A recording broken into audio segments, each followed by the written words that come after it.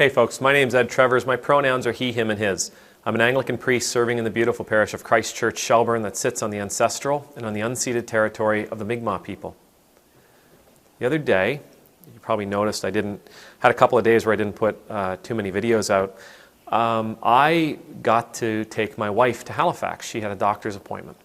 And that's pretty much a full day's journey by the time we got there, by the time she had the appointment and we came back. It pretty much eats up the whole day. Our two youngest kids, however, were in school. And they got out of school before we got back from Halifax. So we asked one of our friends if one of her sons would be willing to take care of the kids. You know, meet them at the school bus, take them home, feed them, give them a snack, watch over them until we got home. The oldest son said he'd do that.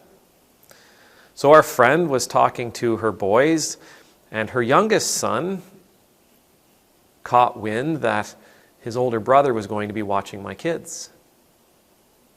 And his words were, "How come he gets to do that?"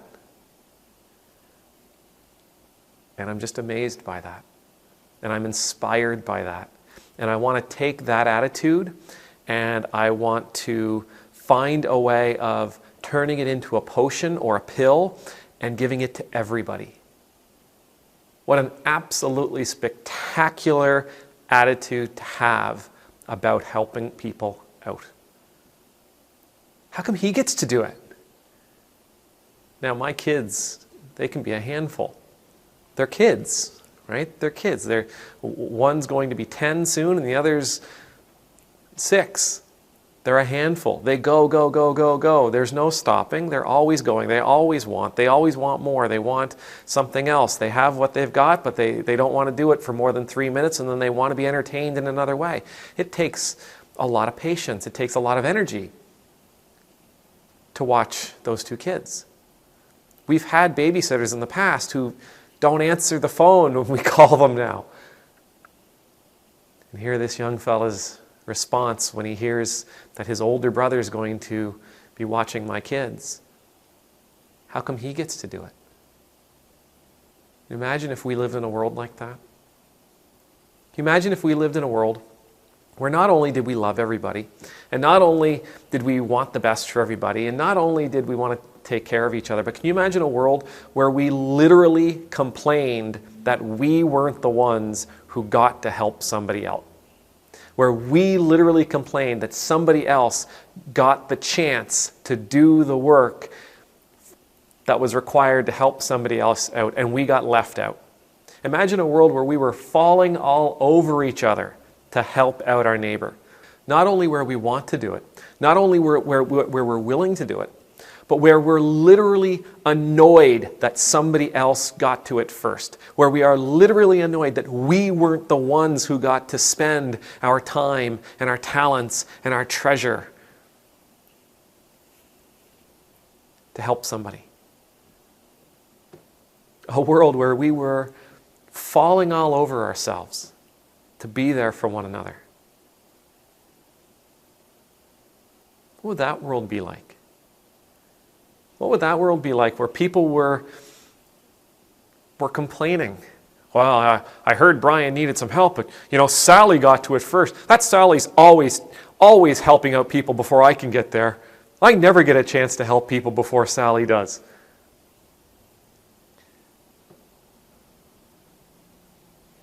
So long as it didn't get too angry and people didn't get too annoyed. But I guess if we're in that kind of mood, we're going to be loving anyway, so we're probably not going to get there. But this would be a great world to be in, wouldn't it?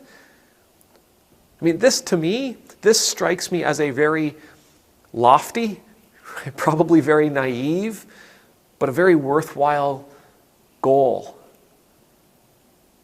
A worthwhile direction to move. To raise my kids so that they see helping people out as something they get to do. Raise my kids so that they see sacrificing for others as something they get to do. Right? Raising my family so that they see helping the world and being involved in the world and making this world a better place as something they get to do. Not a trial, Not a torment, not baggage, not weight. Something they get to do. Something they cherish the opportunity to do. This is the world that I want to live in. This is the world where I want to live. I want to live in a world where sacrifice, the word sacrifice, loses so much of its connotation. It loses so much of those little intricate meanings that we attach to it. That sacrificing is about pain. That sacrifice is about loss. Sure, it's for the greater good, it's for the good of another person, but there's still a loss to me. What if the word sacrifice lost all of that? It came to have a positive meaning.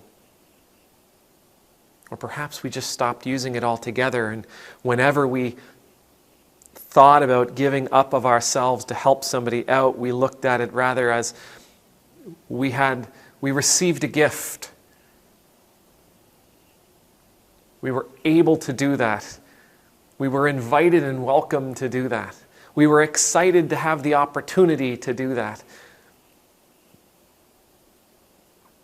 How come he gets to do it? Someday, that's how I want the world to feel. How come they get to do that?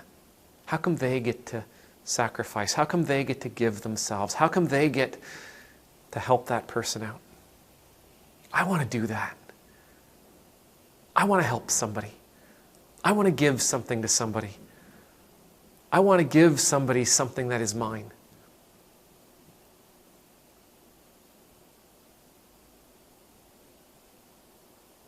May the Lord bless you. May the Lord keep you. May the Lord's face be made to shine upon you and be gracious to you. May the Lord's countenance be lifted up to you. May you always know the peace of being in the Lord's presence. And I pray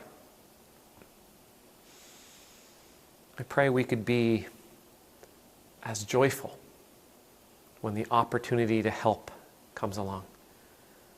I pray that we could be so filled with excitement and happiness at the thought of giving to another.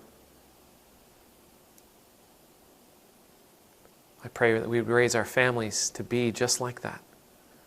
That we'd help our communities to become just like that. That we would share that attitude with everyone we encounter. In our words, but especially in our actions. Amen.